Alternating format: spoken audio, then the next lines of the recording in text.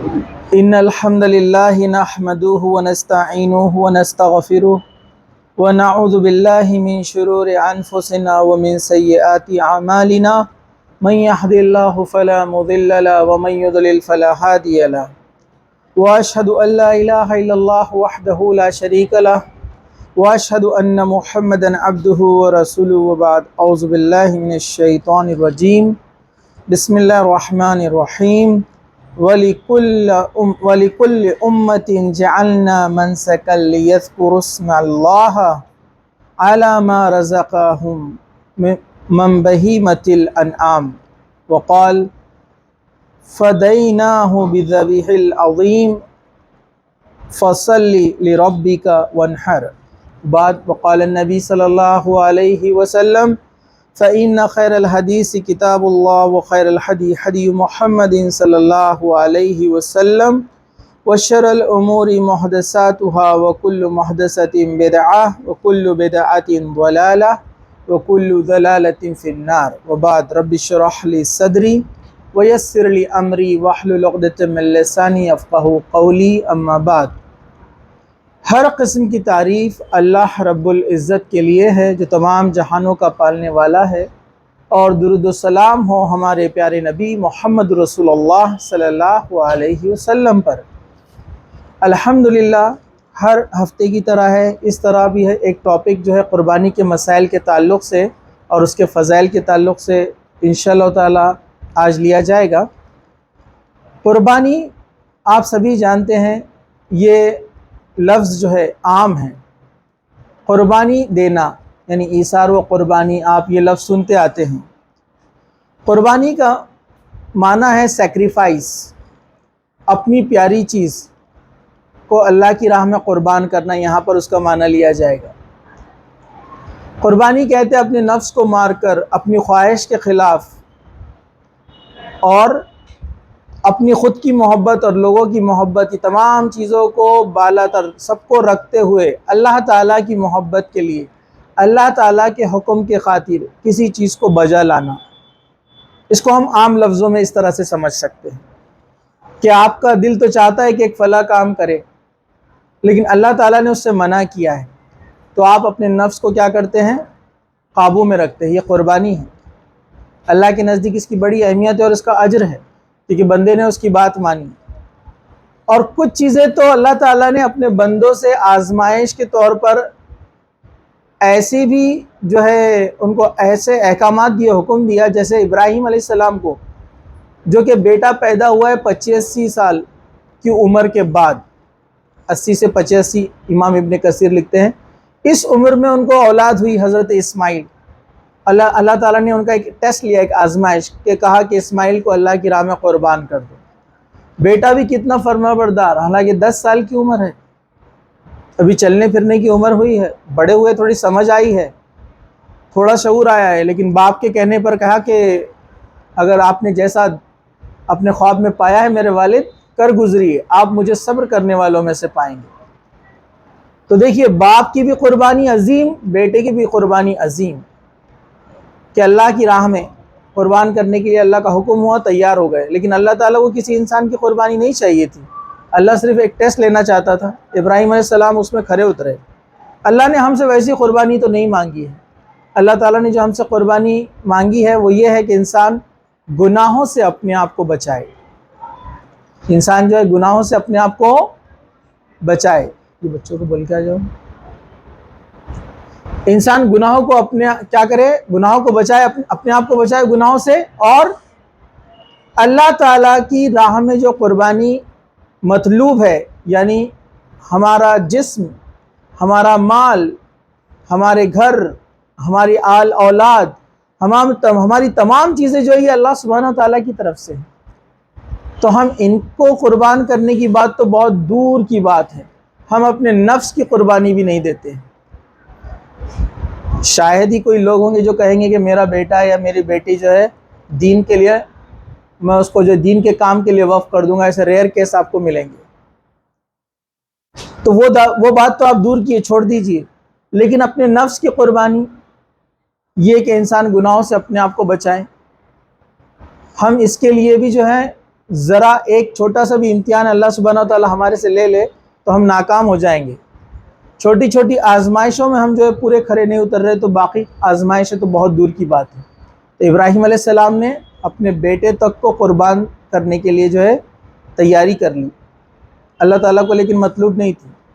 ابراہیم علیہ السلام نے اپنا گھر چھوڑا، ابراہیم علیہ السلام نے اپنا شہر چھوڑا، ابراہیم علیہ السلام نے اپنے سارے رشتہ داروں کو چھوڑ دیا، اپنی بیوی سارہ اور بھتیجے لوط علیہ السلام کے ساتھ نکل گئے. ابراہیم علیہ السلام کو اللہ تعالیٰ نے 85 سال کی عمر میں اولاد دی. اتنے صبر کے بعد اس کو قربان کرنے کا حکم آیا، اور اس سے پہلے وہ دودھ پیتے بچے کو اور بیوی کو اس صحرا میں، یعنی آج جہاں مکہ ہے، وہاں پر چھوڑنے کا حکم دیا گیا، چھوڑ کر آ گئے. اللہ نے جو قربانی ابراہیم علیہ السلام سے مانگی، ابراہیم علیہ السلام اس میں کھرے اترے. اللہ تعالیٰ کو اپنے اس بندے کی اتنی ادائیں پسند آئی کہ ان کی جو یہ قربانی تھی جو انہوں نے اللہ کی راہ میں دی تھی، یعنی اپنے بیٹے کو قربان کرنے کے لیے نکلے تھے، اللہ کے حکم سے اللہ تعالیٰ نے اس کو بدل دیا. جو میں نے آیت آپ کے سامنے پڑھی، ذبیح عظیم، ایک بہترین ذبیحے سے اللہ نے ان کو بدل دیا. یعنی اس قربانی کو قربانی کے ساتھ ساتھ ذبیحہ نام دیا گیا. ذبح کرنے کو، جو جانور کو ہم لٹا کر جو ہے اس کو اسلامی وے میں جس طریقے سے اس کی گردن پہ چھری چلاتے ہیں، اس کو جو ہے ذبح کرنا کہتے ہیں اور اس کو ذبیحہ کہتے ہیں. اور وہی عمل جب اونٹ کے ساتھ کیا جاتا ہے تو اس کو نہر کہتے ہیں. جیسے اللہ تعالیٰ نے سورہ کوثر میں کہا اِنَّا أَعْطَيْنَاكَ الْكَوْثَرَ فَصَلِّ لِرَبِّكَ وَانْحَرْ. تو یہاں بھی قربانی کا لفظ ہے کہ اللہ کی راہ میں عبادت، نماز پڑھ اور قربانی دے، اللہ کے رسول صلی اللہ علیہ وسلم نے کہا. تو اصل میں اونٹ کو ذبح کرنے کا طریقہ الگ ہے. اس کا ایک سیدھا پیر باندھ دیا جاتا ہے جس سے وہ جھک جاتا ہے، اور بڑے تلوار یا نیزے سے اس کی گردن پہ مارا جاتا ہے. اس کو نہر بولتے ہیں اس طریقے کو. تو نہر جو طریقہ ہے وہ اونٹ کے لیے ہوتا ہے، اور جو زمین پر جانور کو لٹا کر ہم اس کی گردن پر چھری چلاتے ہیں اس کو ذبح کرنا کہتے ہیں. تو اللہ تعالیٰ نے کہا کہ ہم نے اس کو بہترین ذبیحے سے بدل دیا. یعنی اللہ تعالیٰ نے اسماعیل علیہ السلام کو ہٹا دیا اور وہاں پر ایک بڑا جو ہے دمبا، مینڈا وہاں پر آ گیا، اور ابراہیم علیہ السلام نے اس پر چھری چلا دی. اور جب انہوں نے پٹی آنکھ کی کھولی تو دیکھا کہ وہاں تو بیٹا نہیں ہے بلکہ ایک دمبا، یعنی ایک مینڈا وہاں پر جو ہے ذبح پڑا ہے. تو اللہ تعالیٰ آزماتا ہے، ٹھیک ہے. تو آزمائش میں کھرے اترے تو انہوں نے ہر قسم کی قربانی دی. یہ قربانی لفظ عام ہے، لیکن یہاں پر جو لفظ استعمال ہوتا ہے ہم جو کرتے ہیں جانور کو ذبح، یہ قربانی بھی ہے ہمارے مال کی، ہمارے وقت کی جو ہم اس جانور کے لیے دیتے ہیں، اور اس جانور سے ہمیں ایک لگاؤ بھی ہو جاتا ہے جب اس کو ہم طویل وقفے سے اگر پالتے ہیں. تو پھر اس کے لیے جو ہم مال خرچ کرتے ہیں تو اللہ تعالیٰ آپ کی نیت کو دیتا ہے. جیسے آپ کو پتہ ہے نا، حابل اور قابل دونوں نے قربانی پیش کی تھی، ہے نا. اس زمانے کا جو رول تھا، سسٹم تھا کہ ٹوئنس پیدا ہوا کرتے تھے، یعنی ایک لڑکا ایک لڑکی، اور دوسرا جوڑا پیدا ہوتا تھا لڑکا ایک لڑکی. تو اس زمانے کی شریعت کیا تھی؟ پہلا جو جوڑا ہے اس کے لڑکے کی شادی دوسرے جوڑے کی لڑکی سے ہوتی تھی. لیکن جو قابل تھا اس کے ساتھ جو لڑکی ہوئی تھی، اس کی بہن وہ تھی خوبصورت، وہ چاہتا تھا اس سے نکاح کرے، تو شریعت اس میں اجازت نہیں دیتی تھی اس زمانے میں. آدم علیہ السلام نے منع کیا تو وہ ضد پر اڑ گیا، تو کہا کہ قربانی پیش کرو، جو قربانی پیش کرے گا اس کی قربانی قبول کی جائے گی. تو دونوں نے قربانی پیش کی دل سے. اللہ نے حابل کی قبول کیا، قابل کی قبول نہیں کیا، کیونکہ قابل کی نیت صحیح نہیں تھی. اللہ کو خوش کرنے کا ارادہ نہیں تھا، بلکہ اس کو اپنی خواہش، وہ نکاح جس سے کرنا تھا اس کے لیے اس نے مجبوری میں سارا سامان اٹھا کر لایا تھا قربانی کے لیے. اللہ نے قبول نہیں کیا، تو حابل کی قربانی قبول ہوئی. تو اللہ تعالیٰ سب سے پہلے آپ کی نیت دیکھتا ہے. نیت بہت اہم چیز ہے. نیت اچھی نہیں ہے اور آپ نے 1 لاکھ کا جانور لے کر آ گئے، نیت اچھی نہیں ہے اور آپ اس کو کاجو بادام کھلا رہے ہیں، نیت اچھی نہیں ہے، بس لوگوں کو دکھاوا ہے، آپ کے سارا پیسہ برباد ہے.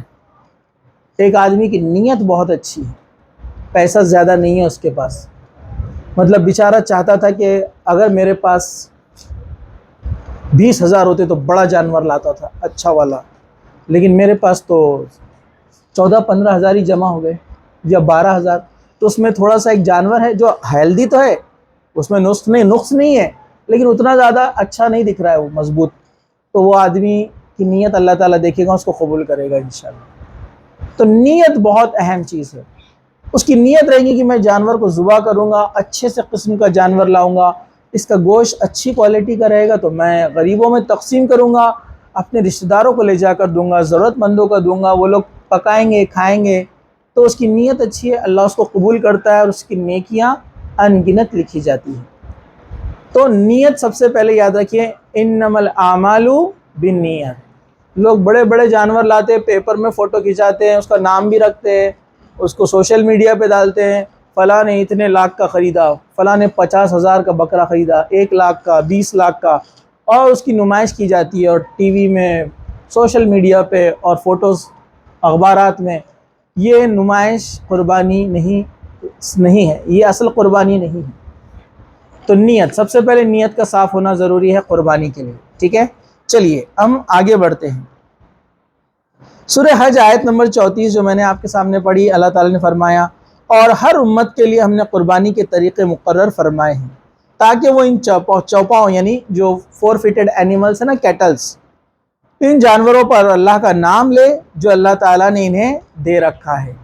مطلب بسم اللہ اللہ اکبر کم سے کم اتنا پڑھ کر ذبح کرنا چاہیے اس کو، اور انی وجہت وجیہ یہ دعا بھی پڑھ سکتے ہیں، اور بھی دعائیں سنت سے ثابت ہے جو آپ پڑھ کر ذبیحہ یعنی ذبح جانور کو کر سکتے ہیں، ٹھیک ہے۔ چلیے تو اس پر اللہ کا نام لے اور اس کو ذبح کیا جائے۔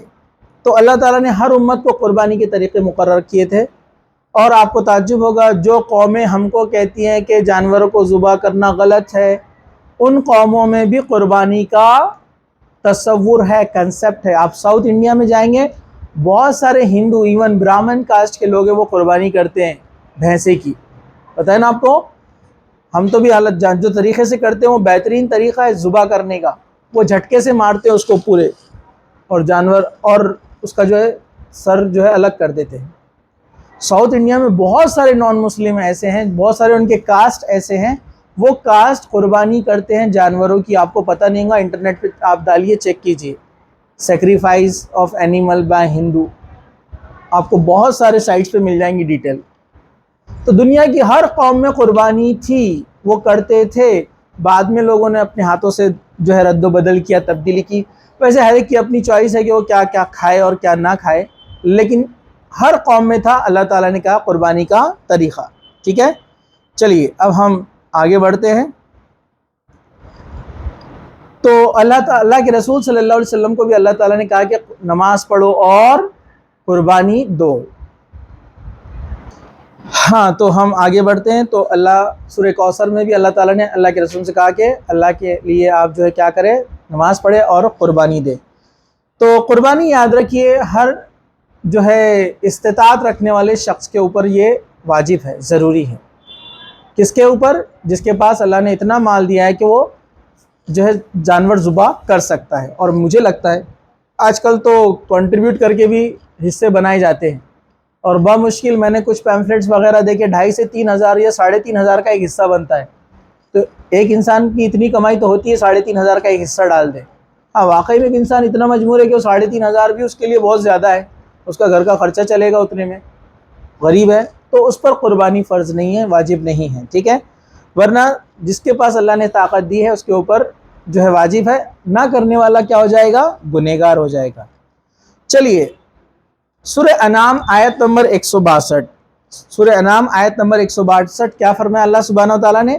قُلْ إِنَّ صَلَاتِي وَنُسُكِي وَمَحْيَايَ وَمَمَاتِي لِلَّهِ رَبِّ الْعَالَمِينَ، کہو کہ میری نماز، میری قربانی، میری زندگی، میرا جینا اور میرا مرنا سب رب العالمین کے لیے ہے۔ یہ تو عام حکم ہے کہ ہماری ہر چیز اللہ کے لیے ہے، تو ڈیفینیٹلی اس میں بھی خالص نیت کا ہونا بہت ضروری ہے جو قربانی ہم کرنے جا رہے ہیں، ٹھیک ہے۔ چلیے حضرت انس رضی اللہ عنہ سے روایت ہے کہ نبی کریم صلی اللہ علیہ وسلم ہمیشہ 2 مینڈوں کی قربانی کرتے تھے، 2 چتک برے یعنی بہت ہی پھرتیلے تندرست 2 مینڈے اللہ کے رسول صلی اللہ علیہ وسلم لاتے، شپ، میل شپ، پتہ ہے نا آپ کو، وہ لا کر آپ قربانی دیا کرتے تھے۔ آپ ایک قربانی اپنے طرف سے کرتے تھے اور ایک قربانی آپ کرتے تھے، کہتے تھے میرے امت کے ان لوگوں کی طرف سے جو قربانی نہیں کر پائیں گے یا نہیں کرے، مطلب جن کے حالات ویسے نہیں تھے، ان کے بدلے اللہ کے رسول نے قربانی کی، ٹھیک ہے۔ تو ایک امت کی طرف سے اور ایک خود کی طرف سے۔ لیکن یاد رکھیے میت کی طرف سے قربانی نہیں ہوتی ہے. لوگ میت کے نام سے قربانی کرتے، اللہ کے رسول کے نام سے قربانی کرتے، صحیح نہیں ہے. اس کے لیے دلیل پیش کی جاتی ہے حضرت علی رضی اللہ عنہ. حضرت علی رضی اللہ عنہ بھی 2 جانور کی قربانی کرتے تھے، 2 مینڈوں کی. صحیح ہے بات، ایک اپنی طرف سے ان کے گھر والوں کی طرف سے اور ایک اللہ کے رسول کے نام سے. لیکن وہ اللہ کے رسول صلی اللہ علیہ وسلم کی وصیت تھی حضرت علی کو، خاص وصیت، تو وہ اسپیشل کیس ہے حضرت علی کے لیے، ہمارے لیے نہیں ہے. کیونکہ حضرت ابو بکر نے نہیں کیا، حضرت عثمان نے نہیں کیا، اور حضرت عمر نے بھی نہیں کیا ایسا. کیونکہ حضرت عثمان بھی داماد تھے نا، لیکن انہوں نے نہیں کیا ایسا. تو اس سے پتہ چلتا وہ اسپیشل کیس تھا حضرت علی رضی اللہ عنہ کے تعلق سے. ٹھیک ہے، چلیے اب ہم جو ہے یہاں پر آگے بڑھتے ہیں. تو یہ ہوا اللہ کے رسول صلی اللہ علیہ وسلم کس طرح سے قربانی کرتے تھے، آپ کے سامنے یہ میں نے بات رکھی. چلیے ہم آگے بڑھتے ہیں. قربانی ہر صاحب استطاعت پر واجب ہے، جس کے پاس استطاعت ہے اس پر واجب ہے. امام شافعی اور مالک اور امام احمد کہتے ہیں کہ یہ سنت موقدہ ہے. جمہور ابن حزم وغیرہ کہتے ہیں کہ صحابہ سے جو وجوب جو ملتا ہے اس کی کوئی دلیل نہیں ہے واجب ہونے کی. ٹھیک ہے، لیکن ارشاد باری تعالیٰ ہے فَصَلِّ لِرَبِّكَ وَانْحَرْ، اپنے رب کے لیے نماز پڑھ اور قربانی دے. اس سے اس کی فرضیت اور واجب ہونا ثابت ہوتا ہے.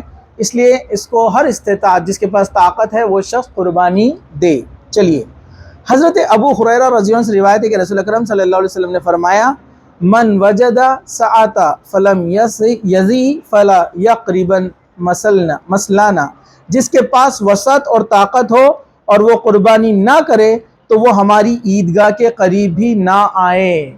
اللہ کے رسول نے فرمایا جس کے پاس طاقت ہے، استطاعت ہے، اس کے بعد بھی وہ قربانی نہ کرے وہ ہماری عیدگاہ کے پاس نہ آئے. اسے ابن ماجہ نے روایت کیا ہے اور صحیح حدیث ہے. ٹھیک ہے، چلیے حضرت مخنث بن سلیم رضی اللہ عنہ سے روایت ہے کہ نبی کریم صلی اللہ علیہ وسلم نے فرمایا اے لوگو، بے شک ہر گھر والے پر ہر سال قربانی کرنا مشروع ہے. ٹھیک ہے، چلیے آگے بڑھتے ہیں.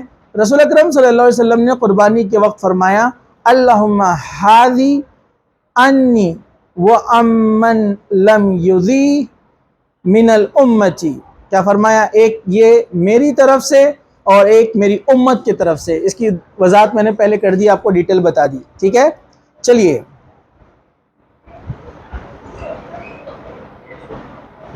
آگے بڑھتے ہیں ہم. حضرت عمر رضی اللہ عنہ کا یہ قول نقل فرمایا، آپ نے فرمایا کہ قربانی سنت ہے اور یہ امر مشہور ہے.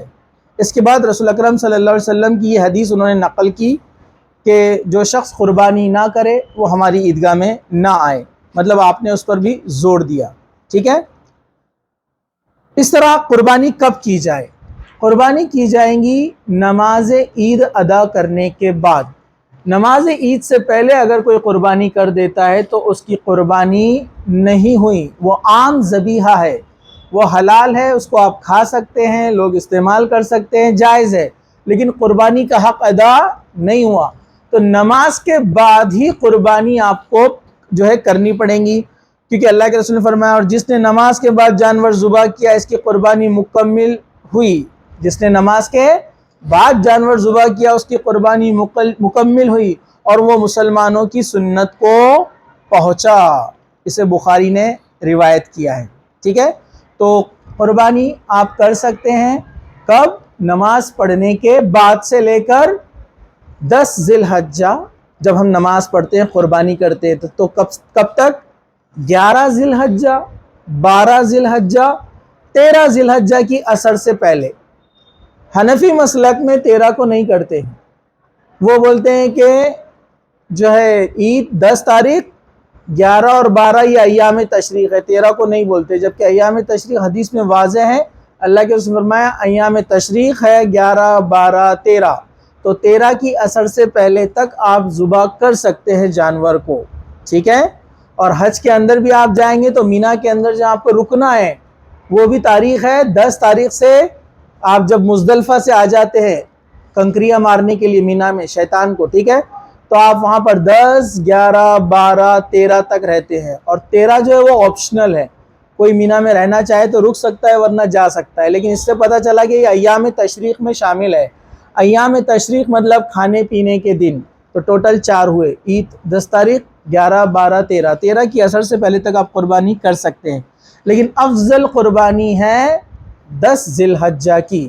اللہ کے رسول 10 تاریخ کو ہی کیا کرتے تھے، لیکن اگر کسی کے گھر میں زیادہ لوگ ہیں اور جانور زیادہ آئے ہیں اور ان کو لگتا ہے کہ زیادہ لوگ فائدہ اٹھائیں گے اگر الگ الگ دن قربانی کی جائے تو کر سکتے ہیں، 10 کو، 11 کو، 12 کو، 13 کو، ٹھیک ہے۔ قربانی کم از کم ایک جانور کی ہوتی ہے، یعنی کم از کم ایک حصہ، یعنی کم سے کم ایک بکری یا ایک مینڈا، مینڈا یا مینڈی، بکرا یا بکری، کیونکہ بکری اور مینڈی جو ہے، یعنی بکرا اور مینڈا جس کو ہم بولتے ہیں، اس میں ایک حصہ ہوتا ہے، اس میں ایک فیملی شامل ہو سکتی ہے، ایک آدمی یا ایک فیملی، کیونکہ ایک حصہ ایک فیملی کی طرف سے رہتا ہے۔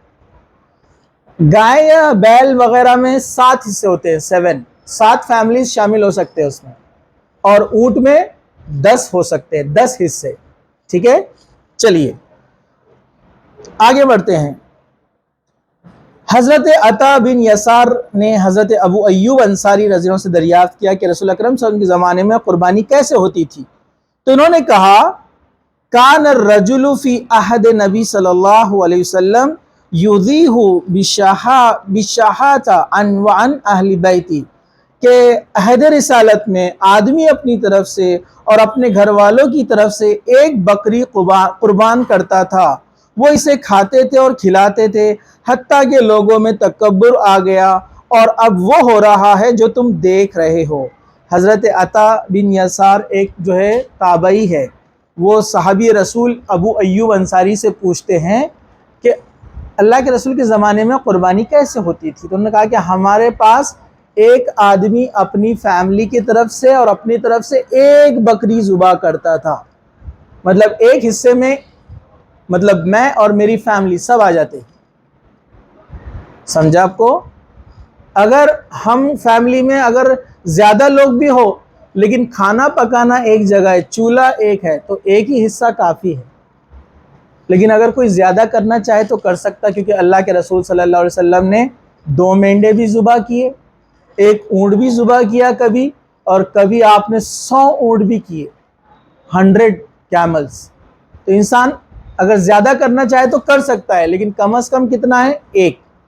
زیادہ کی اجازت ہے، کمپلسری نہیں ہے، کچھ لوگ کمپلسری بناتے ہیں، تمہارے گھر میں کتنے ممبر ہیں؟ 7، تم کو بڑا جانور لگے گا، 7 کرنا پڑیں گے۔ تو یہ چمڑے والوں نے یہ نکالے ٹیکنیک، جتنے زیادہ جانور جائیں گے تو اتنے زیادہ چمڑے آئیں گے نا، تو فتوے نکالتے ہیں ایسے۔ اپن سب کو نام نہیں رکھ رہے ہیں، کچھ لوگ رہتے ہیں ایسے جو غلط کام کرتے ہیں، جس سے تمام اچھے علماء بھی بدنام ہوتے ہیں، کچھ لوگوں نے کیا ایسے۔ تو ایک بکری کافی ہو جاتی ہے، یہاں تک کہ اللہ کے رسول کے زمانے میں ایک صحابی فرماتے ہیں کہ اگر ہمارے گھر میں 80 لوگ ہوتے، اگر مثال کے طور پہ، تو بھی ایک حصہ سب کے لیے کافی ہو جاتا ہے، ٹھیک ہے۔ اب اس میں بہت سارے اقوال ہیں، وقت کی کمی ہے اس لیے ہم آگے بات بڑھاتے ہیں۔ تو اونٹ، گائے اور بکری کے اندر حصے میں نے آپ کو بتایا، اونٹ کے اندر کتنے حصے ہوتے ہیں؟ 10۔ حضرت ابن عباس رضی اللہ عنہ سے روایت ہے کہ وہ فرماتے ہیں کہ نبی کریم صلی اللہ علیہ وسلم کے ساتھ ہم سفر میں تھے، قربانی کا وقت ہوا تو لوگوں نے اونٹ میں 10 حصے کیے اور گائے میں 7 حصے کیے، سمجھا آپ کو؟ تو یہ اس سے آپ کو حصے کا جو ہے اندازہ لگ سکتا ہے اس حدیث کے ذریعے سے۔ چلیے اب ہم آگے بڑھتے ہیں۔ قربانی کا وقت کب سے کب تک ہے؟ تو میں نے آپ کو بتایا قربانی کا وقت کب سے کب تک ہے۔ حضرت انس بن مالک رضی اللہ عنہ سے روایت ہے کہ رسول اکرم صلی اللہ علیہ وسلم فرمایا، جس نے نماز سے پہلے جانور ذبح کر لیا تو اس نے محض اپنے نفس کے لیے ذبح کیا، یعنی عام ذبیحہ ہے وہ، اور جس نے نماز کے بعد ذبح کیا اس نے قربانی مکمل کی اور مسلمانوں کی سنت کو پہنچ گیا۔ حضرت جندب بن سفیان رضی اللہ عنہ سے روایت ہے کہ نبی کریم صلی اللہ علیہ وسلم نے فرمایا، جس نے نماز سے قبل قربانی کر لی اس کی جگہ دوسرا جانور قربان کرے، جس نے نماز سے پہلے قربانی کر دی اب اس کا کام ہے کہ اور ایک جانور قربان کرے، ٹھیک ہے۔ چلیے، ورنہ اس کی قربانی نہیں ہوئی، لیکن وہ گوشت استعمال کر سکتا ہے، جائز ہے۔ حضرت جبیر بن مطعم رضی اللہ عنہ سے روایت ہے نبی کریم صلی اللہ علیہ وسلم نے فرمایا، کل ایام تشریق ذبیحہ، تمام ایام تشریق قربانی کے دن ہیں۔ ایام تشریق 10، 11، 12، 13، 4 دن ہیں، یہ قربانی کے دن ہیں۔ ایام تشریق یوم النہر اور اس کے بعد 3 دن ہیں، یعنی 10، 11، 12، 13. ٹھیک ہے، 10، 11، 12، 13. قربانی کے دن یوم الاضحیٰ اور اس کے بعد کے 3 دن ہیں. امام شوکانی فرماتے ہیں قربانی کے دن ہیں 10، 11، 12، 13. علی رحمۃ اللہ علیہ لکھتے ہیں کہ عید کا دن اور اس کے بعد کے 3 دن، مطلب وہی بات ہے 4. اسی طرح امام نووی رحمۃ اللہ علیہ کہتے ہیں کہ ایام تشریق ہے 10 تاریخ عید کا دن اور اس کے بعد کے 3 دن. ایام تشریق مطلب کھانے پینے کے دن. ٹھیک ہے. امام ابو حنیفہ اور امام مالک کہتے ہیں قربانی کا وقت یوم النہر یعنی 10 تاریخ اور اس کے بعد کے 2 دن 11، 12. دو میں 2 لوگوں کا اختلاف ہے اس میں. ٹھیک ہے، لیکن اکثر نے کہا 11، 12، 13. تو راجح قول ہے امام شافعی وغیرہ جو کہتے ہیں، کیونکہ ان کے پاس دلیل ہے اس کی، باقی سب کے پاس دلیل نہیں تھی جس نے کہا کہ 11، 12. دلیل کیا ہے؟ حضرت جبیر رضی اللہ عنہ کی حدیث ہے، یعنی وہ فرماتے ہیں کہ حضرت ابن عمر رضی اللہ عنہ وغیرہ کی روایت محض ان کا اپنا قول ہے، لہٰذا پہلی حدیث کو ترجیح دی جائیں گی جو پہلے بیان ہو چکی ہے کہ ایام تشریق 10، 11، 12، 13 ہے. وہ کہتے ہیں کہ کچھ لوگوں نے جو حضرت ابن عمر کی ایک دلیل لی ہے تو کہا کہ وہ حدیث نہیں ہے، وہ جو ہے ابن عمر کا اپنا قول ہے، یعنی عبداللہ ابن عمر کا. کیونکہ عبداللہ ابن عمر کی ایک روایت آتی ہے جس میں انہوں نے کہا کہ ایام تشریق ہے 10، 11، 12. اس کی دلیل لے کر کچھ لوگوں نے کہا کہ ایام تشریق 3 دن ہی ہے صرف. تو حضرت جبیر فرماتے ہیں کہ ابن عمر جو بول رہے ہیں وہ حدیث نہیں ہے، وہ ان کا اپنا قول ہے، اس میں غلطی ہو سکتی ہے مطلب. ٹھیک ہے، وہ کہتے ہیں کہ جبکہ اس کے مقابلے میں صحیح حدیث موجود ہے. اللہ کے رسول نے فرمایا 10، 11، 12، 13 یہ ایام تشریق ہے. چلیے ہم آگے بڑھتے ہیں. افضل قربانی وہ ہے جو موٹے تازے جانور کی جائے. جانور موٹا تازہ تندرست ہونا چاہیے. اللہ کے رسول صلی اللہ علیہ وسلم جب بھی قربانی کے لیے جانور لے کر آتے ہیں تو موٹے تازے اور تندرست جانور لے کر آتے ہیں. ٹھیک ہے، یہ اہم چیز ہے، اس کو یاد رکھیں. حضرت جابر رضی اللہ عنہ سے روایت ہے کہ رسول اکرم صلی اللہ علیہ وسلم نے دوندے کے علاوہ کوئی جانور ذبح کرنے سے منع فرمایا. اگر یہ ملنا مشکل ہو جائے تو بھیڑ کا کھیرا ذبح کر لو. مطلب ایک ایسا جانور آپ لے لو جو اس کے قریب ہو عمر کے. مطلب یہاں پر جو بات بتائی جا رہی ہے، دوندہ کس کو بولتے ہیں؟ اس کو عربی میں مسنہ بولتے ہیں، مسنہ، جس کے دودھ کے دانت گر کر آئے ہیں. ہمارے پاس ایک غلط فہمی ہے. غلط فہمی کیا ہے پتہ آپ کو؟ ہم بکرا وہ لیتے ہیں جو 1 سال کا ہو گیا ہے نا، اور بڑا کون سا لیتے ہیں ہم؟ جو 2 سال کا ہو گیا. برابر ہے نا؟ یہ شرط ہے ہی نہیں قربانی کے لیے. 1 سال شرط نہیں ہے، شرط ہے بکرے کے یا بکری کے دودھ کے دانت گر کر دوسرے دانت آنا. جیسے انسانوں میں ہوتا ہے نا، ویسے جانوروں میں بھی ہوتا ہے، پہلے دانت گرتے ہیں اور دوسرے دانت آتے ہیں. آپ اس کو دیکھ کر پہچان سکتے ہیں. آج تو انٹرنیٹ کے دور میں تو بہت آسانی ہو گئی. آپ جاؤ انٹرنیٹ پہ دوندہ مسنہ ٹیت والا جانور سرچ کرو تو لوگوں نے پوری امیجز ڈالے ہوئے جانور کے مسکراتے ہوئے، فوٹوز ہے اس میں، اس کے لپس اٹھا کر دانت بتائے ہوئے. تو آپ چیک کر سکتے ہیں دودھ والے دانت کون سے ہوتے ہیں اور سیکنڈ آئے ہوئے دانت کون سے رہتے ہیں. آپ ڈفرنس دیکھ سکتے ہیں. اس کو تھوڑے سے مضبوط رہتے ہیں، ٹھیک ہے، تھوڑے سے ایسے لگتا ہے جیسے گھسے ہوئے ہیں، تھوڑے الگ دکھتے ہیں. آپ اس کو دیکھ سکتے ہیں. یا آپ کے گھر میں جو ایکسپرٹ لوگ رہتے جانور لانے جاتے تو ان کے ساتھ جانا نا، آپ نے جا کر دیکھنا، آپ کو بھی معلومات ہوتی ہے نا. ٹھیک ہے، تو شرط ہے دوندہ یعنی مسنہ، یعنی جس کے دودھ کے دانت گر کر. اب وہ ہو سکتا ہے 11ویں مہینے میں آ گئے ہوں گے اس کو تو بھی چلیں گا وہ جانور. ہو سکتا ہے کسی کو 13 مہینے ہو گئے لیکن اب تک دودھ کے دانت گرے نہیں اس کے. ہیریڈیٹی ہو سکتی نا اس میں. ارے انسانوں میں جیسے ہیریڈیٹی رہتی ہے ان میں بھی رہتی نا، تو وہ جانور نہیں. ہاں اگر ایسا ملنا مشکل ہی ہو جائے تو پھر سال کے حساب سے آپ لا سکتے ہیں. ٹھیک ہے، مطلب ایسا ہوتا نہیں، لیکن عام طور پر اگر آپ اپنی سستی کو بولیں گے کہ نہیں مل رہا جان دو، یا حساب میں دکھ رہا لے لو کم ریٹ میں، تو بھی نہیں، آپ کو ڈھونڈنا ہی ہے. تو چاہے اور جو بیل ہوتا ہے یا بڑا جانور جو ہوتا ہے نا، اس کے 2 سال کے بعد گر کر آتے ہیں. اب چاہے اس کے 24 مہینے ہو یا نہ ہو، کم ہو یا زیادہ ہو، آپ کو دیکھنا پڑیں گے اس کے دانت گر کر آئے ہیں یا نہیں، تو ہی وہ قربانی کے لیے سوٹیبل ہے. چلیے آگے بڑھتے ہیں ہم. جانور جو قربانی کے لیے لایا جائے نہ ہی بھینگا ہو، کانا ایک آنکھ ہے ایک آنکھ نہیں ہے، मरीज नहीं होना चाहिए, बीमार एकदम गला हुआ जानवर उठा के ला लिया आपने, वो खुद बेचारा उठने से मुश्किल जा रहा उसको और उसको लेकर आया आपने, कुर्बानी ऐसे जानवर की नहीं होती। लंगड़ा नहीं होना चाहिए, लंगड़ा जिसका लंगड़ापन जाहिर हो, चलते हुए लंगड़ते हुए चलता है, नहीं चलेगा। इस तरह लागिर मतलब ऐसा कि उसके जिस्म की हड्डियां नजर आ रही हैं पूरी, गोश्त कुछ भी नहीं है, सस्ता मिल रहा ला लिया आपने, नहीं चलेगा। इसी तरह सिंग टूटे हुए नहीं होना चाहिए और उसके कान कटे हुए नहीं होना चाहिए। कान का इसलिए स्पेशल कहा गया, उस ज़माने में लोग जानवरों के कान काटकर उनको छोड़ देते थे फला देवी देवता के नाम पर, कि ये फला के देव के नाम का है, उसको इस तरह से वो छोड़ देते थे। वो जानवर मना किए गए। सिंग टूटे हुए भी मना किए गए हैं। हाँ, आपने जानवर लिया सेहतमंद तंदुरुस्त सब ऐप से पाक था, ट्रैवलिंग में सिंग टूट गया तो उलमा ने कहा कि कोई मसला नहीं, चलेगा, क्योंकि आपने लिया जब तो अच्छा था ना। अब कुछ बाद में डिफेक्ट हो गया, कान कट गया गाड़ी में उसका एक्सीडेंट में, या सिंग टूट गया तो चल जाएगा। हज़रत बरा बिन आज़िब रज़ी अल्लाह से रिवायत है कि रसूल अकरम सल्लल्लाहु अलैहि वसल्लम ने फरमाया कि 4 जानवर कुर्बानी में जायज़ नहीं।